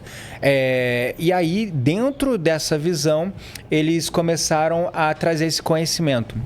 E aí eles trazem uma interpretação diferente para esse ponto do Evangelho. Quem pecou primeiro? Ele, o pai... eles estão trazendo a hipótese exatamente. Exato, porque tipo é isso que você perguntou. Criança... De maldição hereditária, de reencarnação, ele vai trazendo. Exatamente. Como é que ele pecou se ele nasceu desse jeito? Outra vida. O pai dele, então, de repente, está trazendo uma maldição familiar. Exatamente. E aí, é importante a gente trazer um contexto histórico. O cristianismo primitivo, ele acreditava na reencarnação. Sim, quando perguntaram para Jesus, quem dizem que eu sou, né? Jesus pergunta.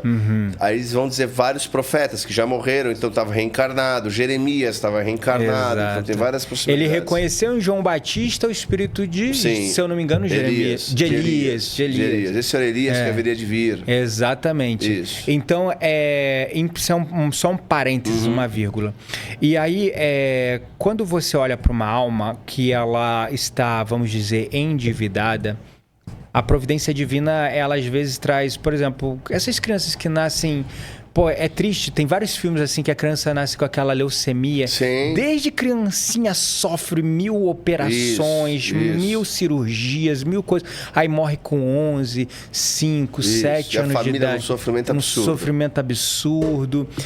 Primeiro, aquela família... E isso é todo um plano mesmo, que envolve tanto quem está recebendo aquela alma na família, como quem está encarnando naquela condição. Aquela família, às vezes, ela tem realmente algo a espiar, então ela precisa, aqueles pais precisam passar por um certo nível de sofrimento da perda dolorosa de um filho em tenra idade, que é uma das maiores dores assim que podemos imaginar. Sim. E aí eles precisam passar por aquilo para a evolução deles. E também a criança, né? Ela, às vezes, ela faltava um pouquinho só para espiar. Então ela vem numa condição muito dolorida, muito difícil e desencarna cedo. E isso não é uma maldição, cara. Isso é uma bênção. Porque é uma verdadeira libertação. Você via ali 5 anos... E eu não estou falando que não é triste uma criança desencarnar numa situação tão dolorosa, tão sofrida, mas assim, para a perspectiva do espírito que cometeu lá todos os seus débitos pregressos, e aí é dado para ele assim, olha, você vai encarnar, vai ficar 5 anos lá no planeta Terra, você vai sofrer disso, daquilo, mas acabou. Mas é que nem, por exemplo, eu tenho uma tia... Eu ia topar se eu estivesse nessa condição. Eu entendo o que você está falando, mas, por exemplo, eu tenho uma tia que teve um bebê. Cara, o bebê tinha uma semana, cara. Uma semana, acho que um mês, talvez, um mês. Pouco mais de uma semana, 3 semanas, sei lá. Ele morreu dormindo, velho. Uau. Tá ligado? Tipo, sendo um bebê saudável. Aí ela acordou, foi mexer no nenenzinho, cara. Tava frio. Nossa, que dor. Aí como é que tu entende a morte de um bebê de 20 dias que nasceu... Aparentemente tudo bem, mas deve ter algum problema cardíaco que há 40 anos atrás, porra, não se via por exame, então ele veio a óbito. Mas por que 20 dias? Isso parece ser muito mais para ela Provavelmente. E pro marido dela do que tem a ver com aquela vida que se foi tão E precocemente. existem vários casos, não são poucos, tá? Relatados mesmo, que a criança ela desencarna assim cedinho e aí ela volta a encarnar na mesma família com os mesmos pais. Entendi. Aí, às vezes, os pais nem falam. E aí que é o mistério da coisa.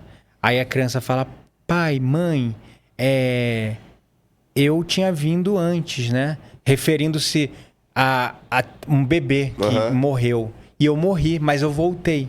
Então tem vários casos assim, porque quando a criança ela encarna, quando o espírito encarna, até os 7 anos de idade, a lembrança e a conexão com o mundo espiritual é muito maior. E por que a gente não aflora isso nas crianças? Pois é.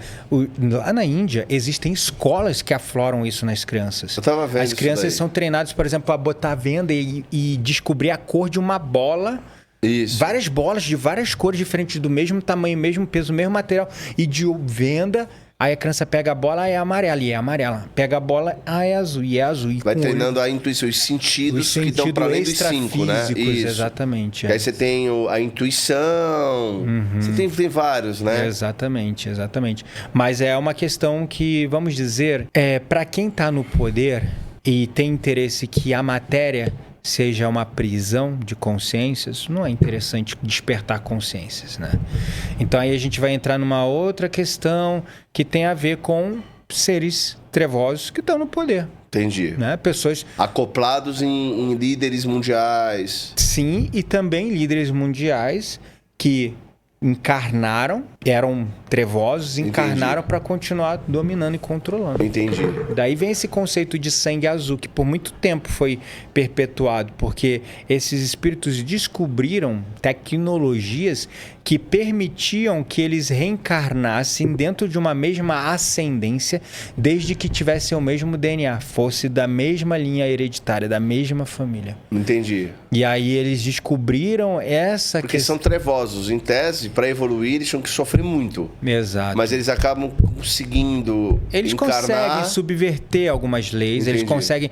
Eu costumo falar nos trabalhos de desobsessão, é muito comum ver esses espíritos trevosos e eles falam que eles se acham donos da sabedoria, do conhecimento, eles não se acham errados. E quando você fala de lei de causa e efeito, eles falam, não funciona comigo. Mas no final, eles estão só adiando. Sim. Eles estão empurrando no tempo. A lei da causa e efeito funciona com todos. E quanto mais você adia, maior o peso disso. Uma hora quando vier vai vir brutal. Tu acredita na possibilidade... O inferno já deu para entender que pode ser um estado, né? Mental, espiritual, pelo que a gente já conversou. Sim. O umbral é um tipo de inferno. Onde consciências afins naquele nível vibracional estão reunidos ali. Porque ódio, dor, amargura, violência, isso é horrível, isso é inferno. Isso aí. Isso é inferno. Não é necessariamente é um estado mental, é o inferno, exato, por exemplo, né? Sofrimento pode ser infernoso e daí por diante. Mas tu acredita num aniquilacionismo futuro para algumas almas, ou tu acha que todas evoluem invariavelmente à perfeição? Tem certas linhas que elas defendem essa ideia de, vamos dizer, apocalipse, fim. Né? O apocalipse nada mais é que um momento de transição de uma era para uma outra. Se você olhar historicamente, o que aconteceu com o Império Romano é uma certa forma de apocalipse. Sim. O que aconteceu com o Egito, na época de ouro e depois deixou de existir, é uma forma de apocalipse. Nós tivemos vários armagedões, vários apocalipses para sociedades que já existiram sobre essa terra. Muitas das quais a gente tem registro e conhece, outras que a gente nem sabe. Por exemplo, eu estive no Peru, visitei vários sites incas para descobrir só lá, apesar de estudar muito sobre o tema, mas nunca me interessei especificamente pela cultura inca, até então, que eles cresceram, na verdade, sobre ombros de gigantes. Cresceram sobre os escombros de uma civilização mais antiga. E eles vendo aquelas construções, eles repararam muitas delas, ou simplesmente continuaram as obras desses homens que vieram antes deles. Então, tem muita sociedade antiga que a gente nem sabe que existiu, porque Sim. a gente não tem registro histórico. Sim. Ou foram eclipsados por uma outra sociedade, outra civilização que cresceu sobre aquilo a ponto de perder e dissociar completamente Sim. das origens daquilo. E aí, esses momentos de fim, eles são momentos necessários, né? Eu não digo que o apocalipse é uma coisa que não exista. Ele existe. Sim. Só que não como muitos levam a crer que é tipo assim um fim definitivo para esse planeta. Ele pode acontecer localmente, como aconteceu com Roma, Sim. ali espalhada em toda a região da Europa, parte do Oriente, depois se dividiu em outras civilizações.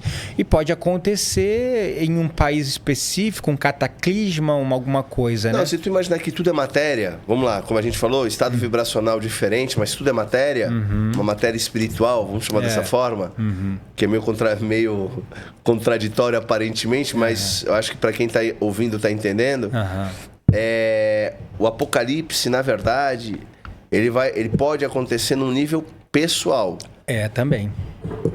Pessoal ou local dentro de um coletivo ali. Pessoal, que eu digo em que sentido? Por exemplo, se tudo vem de Deus, em tese, tudo tem que voltar para Deus. Isso. Ou seja, se todo mundo é um ponto dessa experiência de Deus, aí eu estou falando já trazendo o hinduísmo e o próprio cristianismo, que somos um, né? Há uma necessidade de purificação. E aí ou todo mundo volta para ficar perfeito em Deus, no Uno, ou seja, a gotinha que volta para o oceano, Isso. e é oceano, Isso. ou algumas dessas partes, que aí já o cristianismo é quem vai dizer, Vão são tão pra uma irremediáveis, tão irremediáveis que elas deixam de existir. Vão para uma...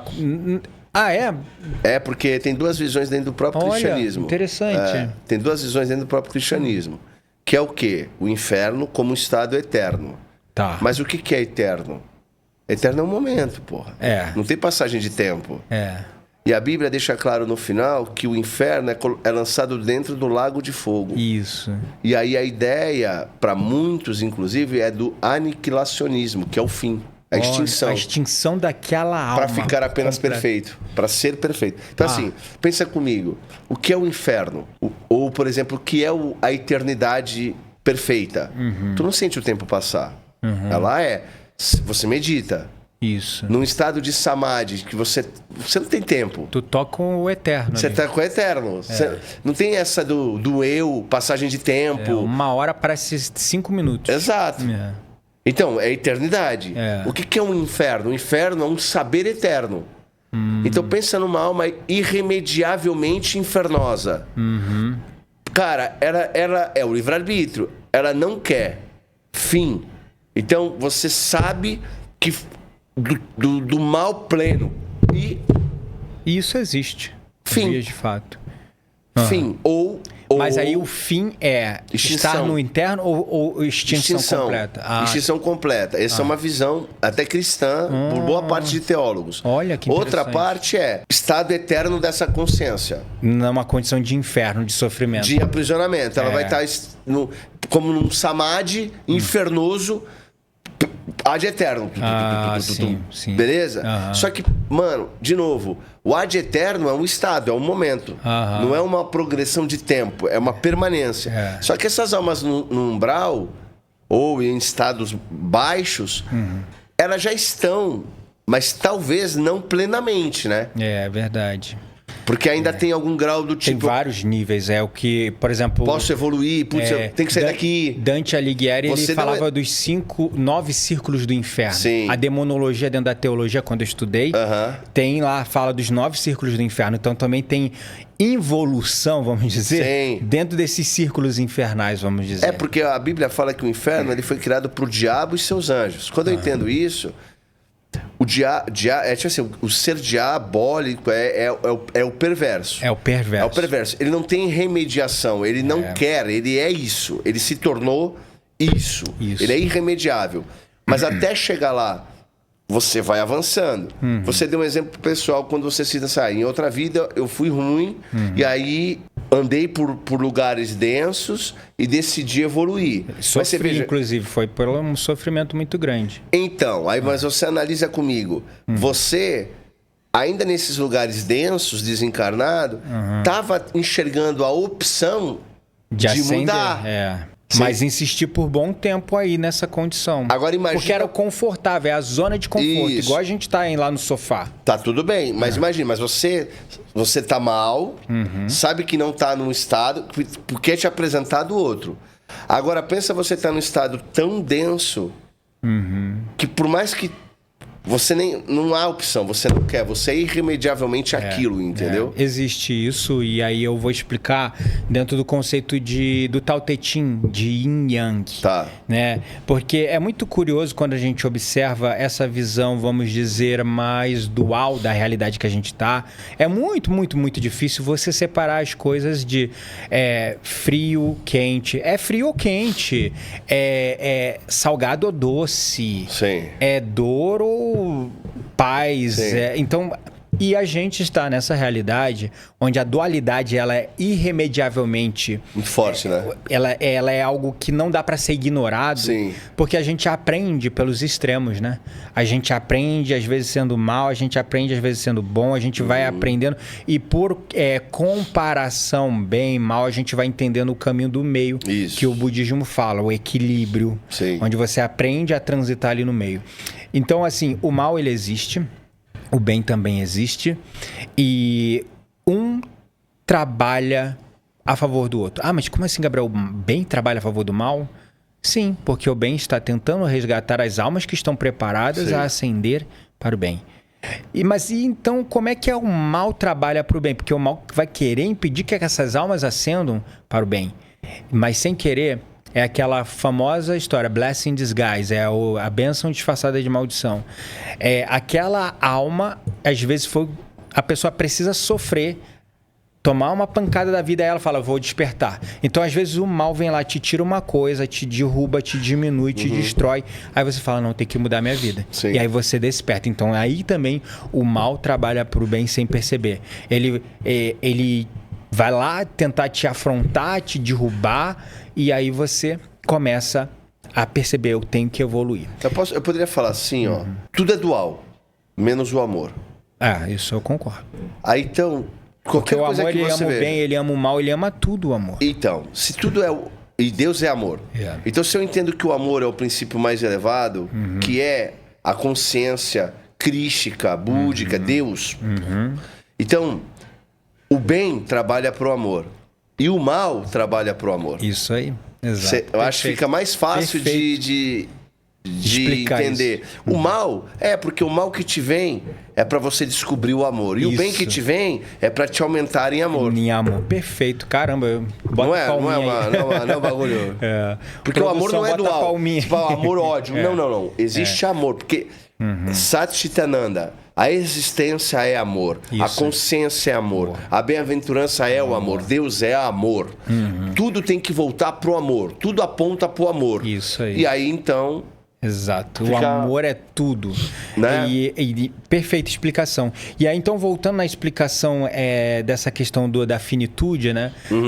Vamos entender o mal não como uma persona única, né? Porque aí as pessoas tentam personificar como um diabão lá fazendo isso. Cara, eu tenho o bem e o mal dentro de mim, né? Pô, eu sou uma pessoa que eu me considero boa, mas às vezes... Você vê a maldade também em você. Às vezes eu vejo a maldade em mim, né? No trânsito principalmente, né? Quando me dá aquele ódio, aquela vontade de dar um buzinadão ou de Paulo cortar fala isso. O bem que eu quero fazer eu não faço. O mal que eu não quero, esse continuamente faço. Miserável homem que sou. Quem me livrará deste corpo de morte? Exato. Uau, lindo, profundo.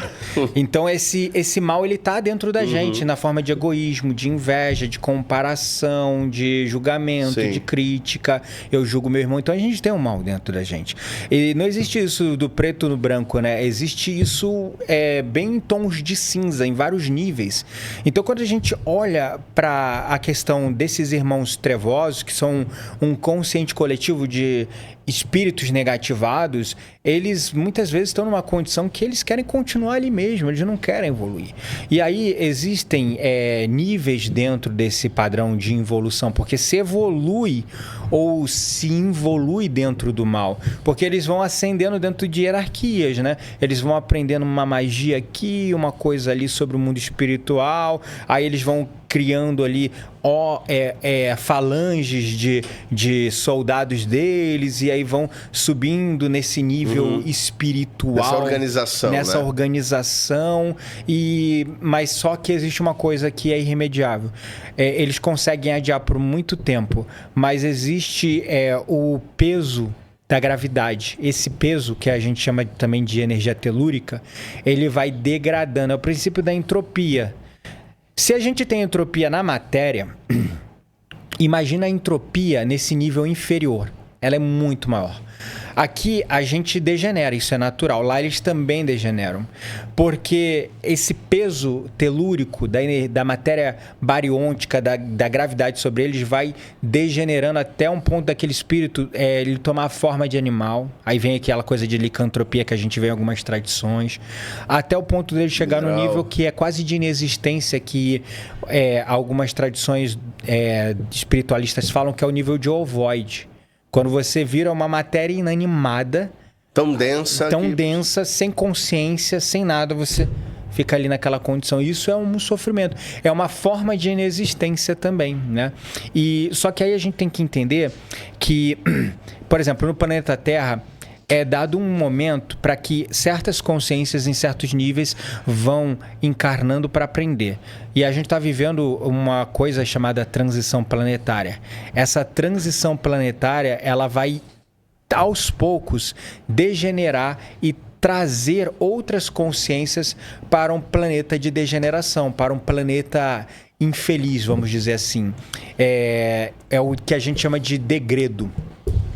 Quando uma consciência ela não tem mais como evoluir, quando uma consciência ela não tem mais como se manter naquele orbe porque ela está atrapalhando o coletivo, como aconteceu com a gente lá atrás, muitas das almas que estão encarnadas aqui da Terra são derivadas de um planeta chamado Capela.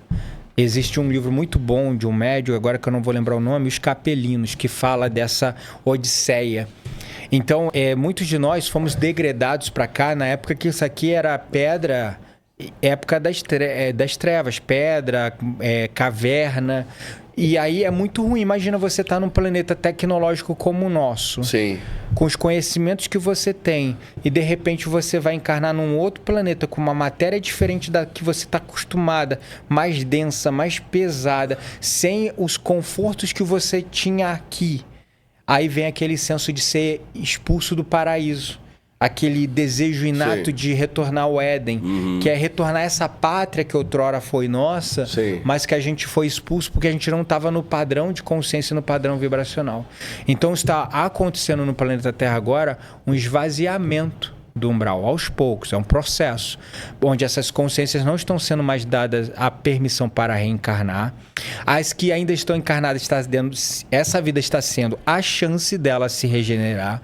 Se ela não se regenerar quando ela desencarnar, vão sendo aos poucos e sumariamente transferidos para um outro orbe mais primitivo, mas que vai ter uma grande contribuição dessas consciências, porque elas vão chegar com conhecimentos sobre política, sobre tecnologia, sobre fogo, sei lá.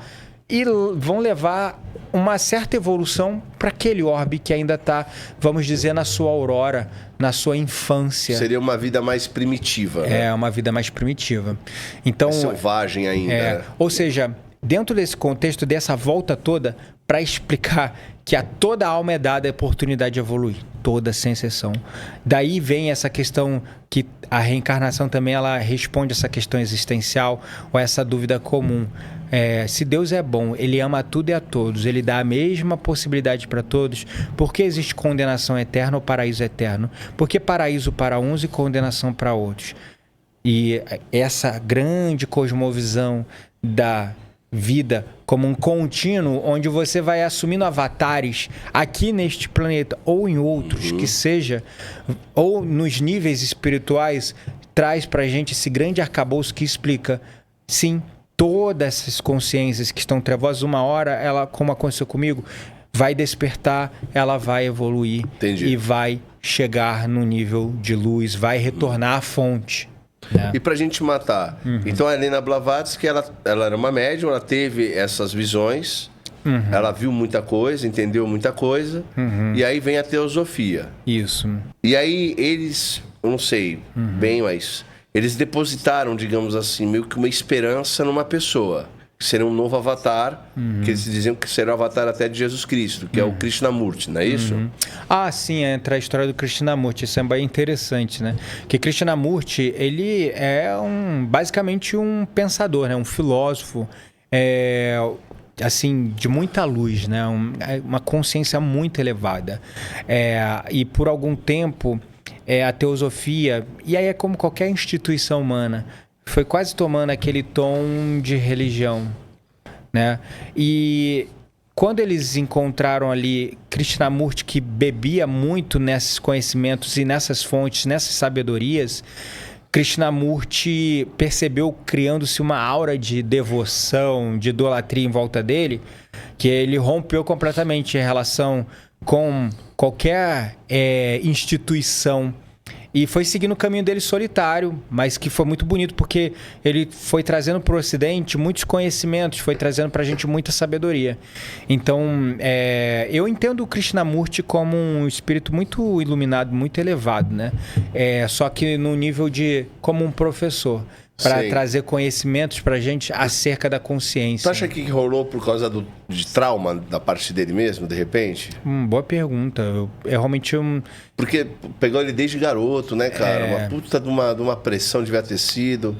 Ele rompeu de uma maneira até muito sábia, mas que para a instituição foi algo bem...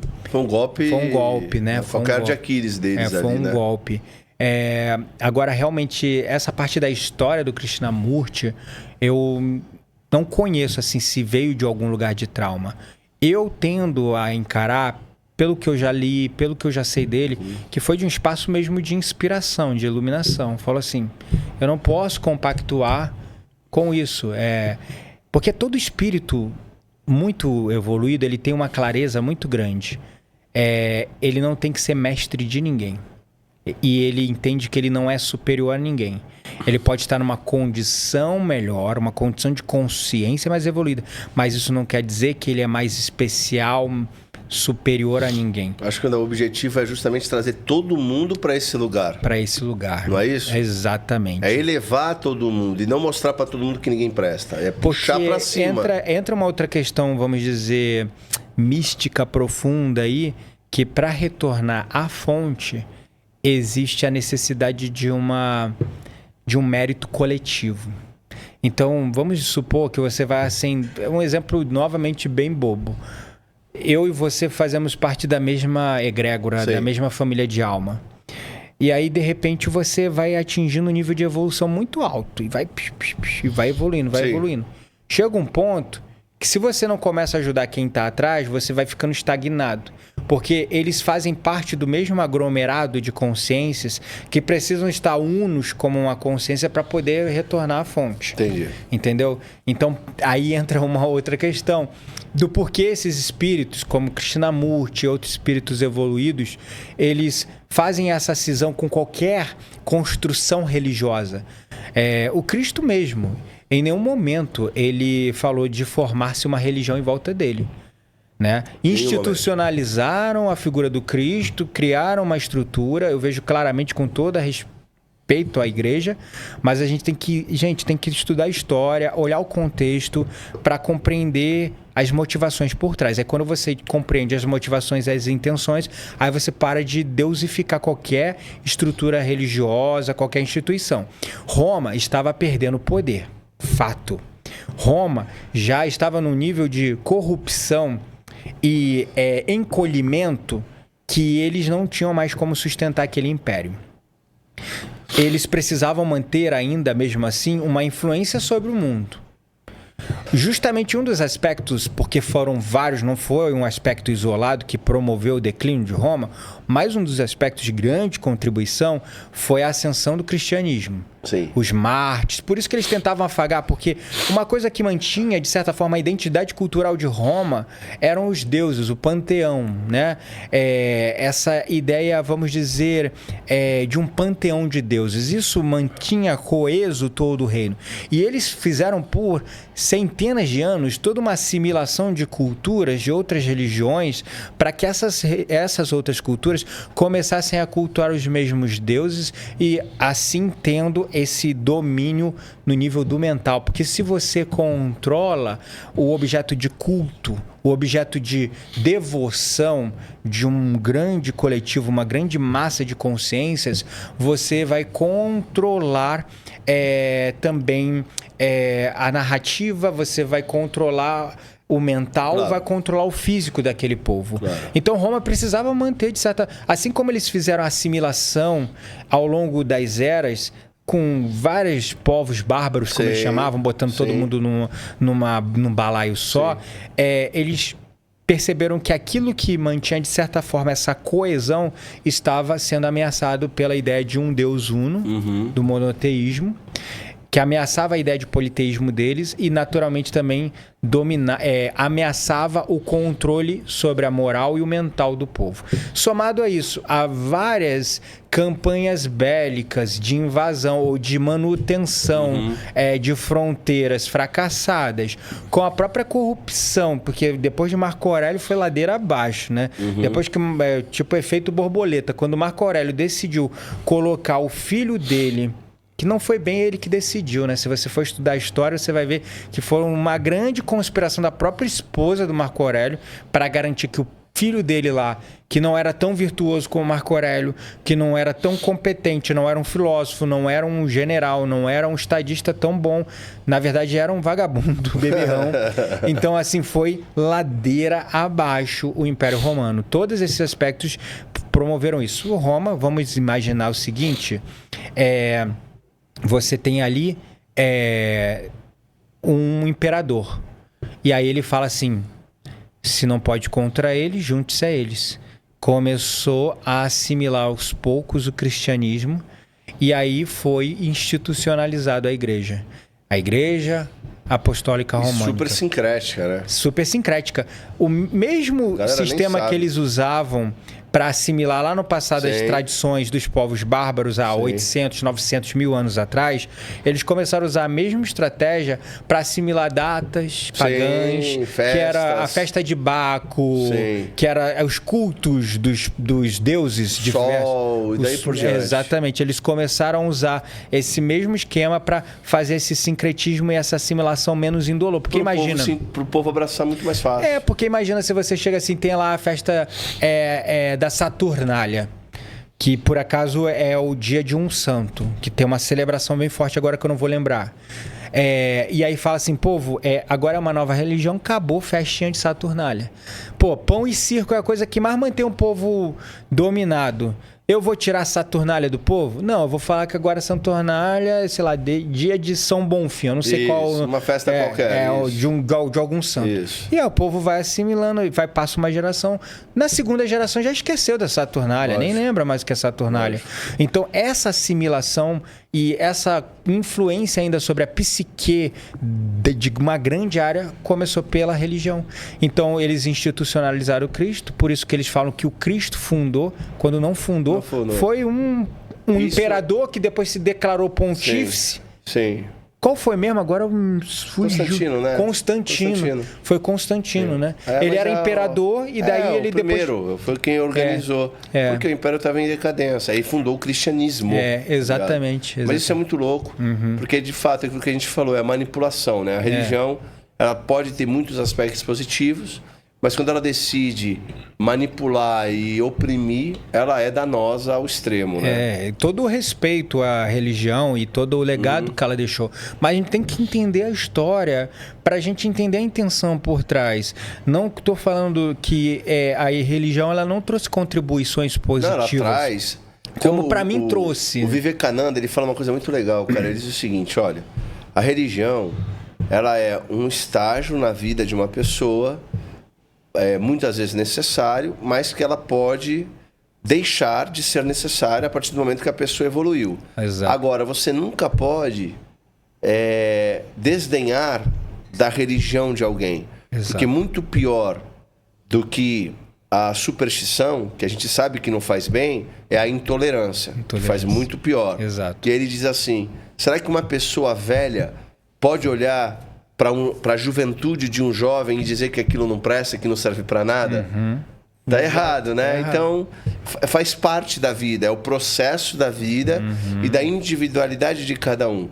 O que as pessoas só têm que tomar cuidado é que para elas não serem escravizadas, manipuladas, né? E aí é isso, mas cada um tem que ter a consciência daquilo que está lhe fazendo ou não bem. Eu entendo isso, eu respeito toda a multiplicidade de religião, mas eu termino como? O fim de toda religião é o amor. O amor. Quando a consciência expande para a ideia do amor, não é mais necessário religião e nem lei. É isso mesmo. A lei humana, porque se você olhar, a religião, por muito tempo, ela foi a legislação humana. Ela regulava a moral, ela regulava leis. E isso era uma forma também de manter poder na mão de certos e acumular riquezas. Então, mas independente dessa questão de poder e tal, de certa forma, a religião, por muito tempo, ela regulou as leis morais, as leis de convivência, de cidadania, as leis que civilizaram o homem. E então, elas foram fundamentais.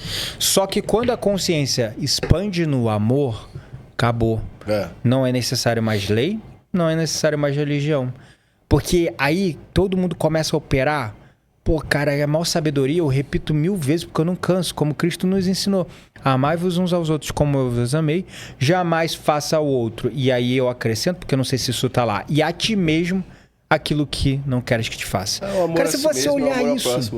Cara, quando você olha isso, pô, eu não vou cortar o meu amigo no trânsito, porque eu tô com pressa, mas ele também deve estar. Eu não vou roubar alguém porque eu não gostaria que me roubassem. Pronto, simples, resolve tudo. Porque no final das contas, Gabriel, é a motivação.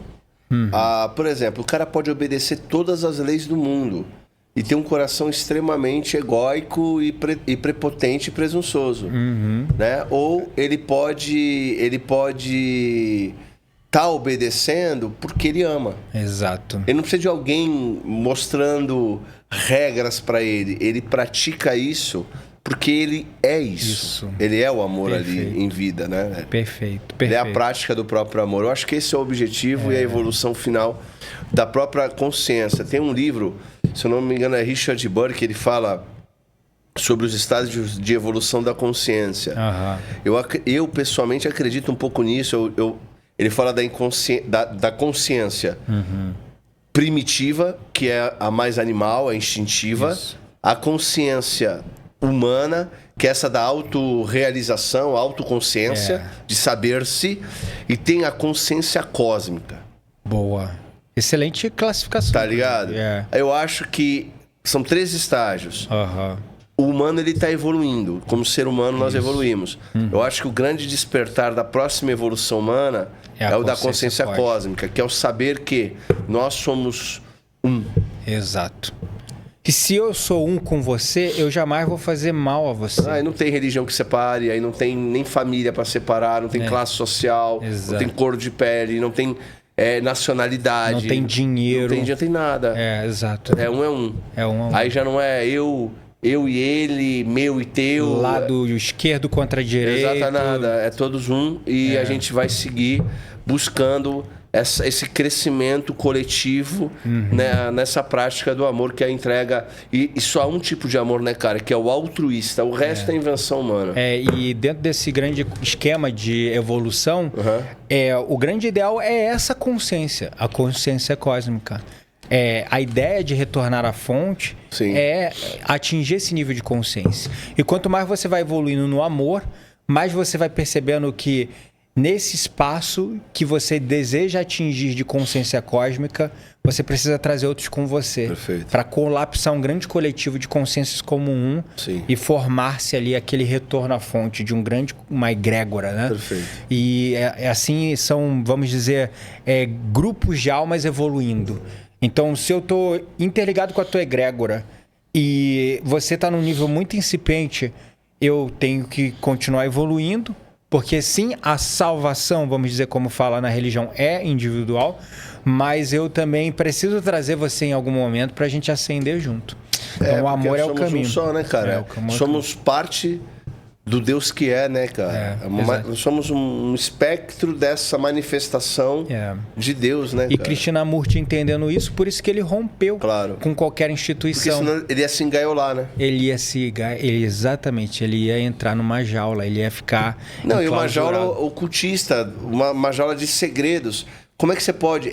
como é que você vai expandir o conhecimento se você está preso em escola iniciática? É o que Jesus falou. Como é que pode você pegar uma lanterna, um candeeiro, né?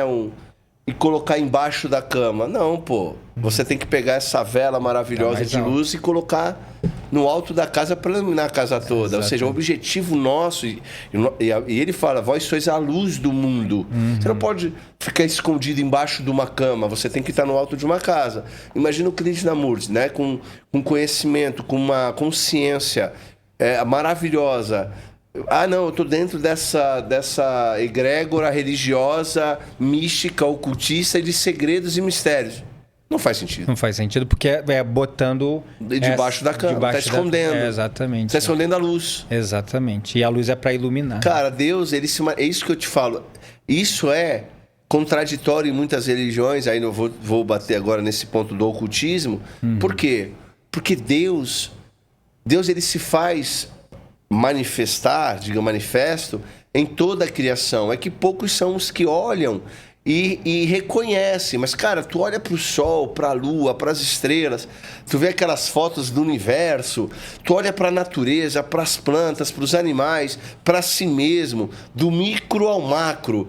Cara, se você tiver um pouquinho de poesia no teu coração, mano... Tu vê o belo. Cara, tu vê Deus, bicho. E aí tu vê Deus no belo. Não é? Exatamente. Você fala, não, cara, essa realidade, ela é transcendental, ela é maravilhosa. Você já consegue ver nas coisas observáveis. E é de todos a maneira, digamos assim, mais frágil, porque, imagina... Já estou falando de órgãos do sentido. Que você tem uma dor de barriga, pode até mudar alguma percepção. Mas imagina quando o homem se interioriza. Nossa. E aí ele tem essa consciência expandida. Ele interioriza, e é engraçado porque quando ele interioriza, ele acessa o infinito. Ele expande, É incrível. Aí essa experiência, ela é inegável, que é o quê? Consciência é experiência. E ela é única. E quando você tem essa expansão de consciência, ou seja, uma experiência que transcende, você fala, cara, Deus mano, e eu sou um com Ele, tá ligado? Exatamente. Aí já tu não consegue mais ser o mesmo. Não. Tu não consegue viver em outra coisa que não seja o amor. Perfeito. Tô aprendendo ainda, porque às vezes a gente odeia. Não, mas isso é normal, é a nossa vida. O Vivekananda, ele fala uma coisa que eu acho linda, ele fala o seguinte, nós temos um ideal. Não perverta o ideal pela sua fraqueza. Ainda que dure 1000 anos, mas busque viver o ideal. Uau. Sabe, é o que o pessoal faz com Jesus. É muito difícil ser igual a Jesus. Então vamos perverter o que ele falou e vamos diminuir o ideal para ficar mais fácil. Não, cara, o ideal é ideal. O ideal é aquele. Eu não presto. Então eu mudo para alcançar o ideal, não o ideal para me alcançar. Exato. Esse é o lance. Então, e é muito lindo isso, porque, cara, qual é o ideal? O ideal, agora eu vou dizer uma coisa que as pessoas... O ideal não é amar, o ideal é se tornar amor. Exato. Aí, meu amigo, é papo para um outro programa, porque isso é um nível já de expansão de consciência, de samadhi, né? Como os hindus falam na meditação. Eu vivi uma outra coisa. Pô, Gabriel, quando você vive isso, mano, tipo, você fala, não, cara, não é sobre amar. É igual... Eu acho que acontece muito parecido, só que ainda é mais. É um vislumbre, assim. É um vislumbre de quando você ama, por exemplo, você quer ser pai a vida inteira, aí ganha um filho, por exemplo, aí você pega aquela criança no colo, você sente o amor botando no peito. Aí você já tem que é mais do que amar. Você se experimentou o amor. Mas ainda aqui você ainda está amando. Não, Deus ele não ama, cara. Deus é amor. É só amor, exatamente. É um outro grau que aí a gente, óbvio, é o nosso ideal. Não é fácil? Não, leva tempo. O paradoxo está na gente, o contraditório está em nós, mas o ideal tem que ser o mesmo e a gente tem que buscar ele. É isso aí. Gabriel, belo papo. Muito papo. Bom. Muito obrigado, irmão. Sempre bom estar com você aqui. Não, top, velho. Hoje a gente foi... Fluiu, né? Porque a gente, falou da religião, né? Falamos basicamente do princípio Começamos lá ao fim. no ocultismo e fomos parar no amor. Bom pra caramba. Próximo a gente vai fazer um Místicos aí juntos. Maravilha. Muito obrigado pela tua presença. Sempre Deixa uma palavra aqui pro pessoal, na sequência eu finalizo aqui. É isso aí, seguindo as palavras do nosso amigo Felipe, vamos buscar a consciência do amor. Se a gente se tornar o amor, tudo fica fácil. Que a gente possa verdadeiramente amar uns aos outros para tornar esse mundo que está tão denso, tão pesado, tão difícil para tanto, tanto sofrimento, tornar o mundo um pouquinho melhor. E quanto mais a gente vai amando, mais o amor vai transbordando. E como dizia o próprio Krishnamurti, quando um desperta, 1000 despertam ao seu redor. Então, nessa consciência do amor, a gente inspira o amor no outro, porque, como diria lá o profeta Gentileza, no Rio de Janeiro, escrito lá debaixo dos viadutos, gentileza gera gentileza. Então, que a gente possa viver esse amor. Perfeito. E você que nos acompanhou até aqui, se inscreva no canal, ative as notificações, curta, compartilhe, deixa um comentário carinhoso pro Gabriel. Se é pra brigar com alguém, pode me xingar, não tem problema. Porém, eu sempre digo isso aqui, sempre deixo um recado no final. Bom, o Gabriel já com chave de ouro fechou, mas eu vou dizer mais uma coisa. Existência eterna, consciência eterna, bem-aventurança eterna.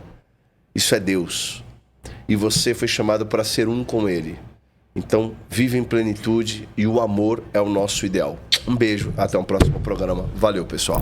Você já conhece a Brain Juice? Essa empresa que eu tenho um enorme carinho foi a nossa primeira patrocinadora do canal. E eles inovaram desde sempre com os famosos cogumelos, extrato concentrado de cogumelo, um super alimento, os melhores do mundo para imunidade com reishi, cordíceps, foco e cognição, e o Lion's Money, o mais famoso para a memória, o mais utilizado no mundo para a memória. Agora eles inovam novamente e entregam com mais de 15 ingredientes, um detox natural sabor abacaxi com hortelã, uma delícia, e um termogênico excelente para a saúde cardíaca, com ingredientes naturais como beterraba, chá verde, cúrcuma, hibisco. Excelente produto. Eu confio na Brain Juice. Entre no site deles, digite lá o cupom IRON10, ganhe seu desconto e tenha suplementação de verdade.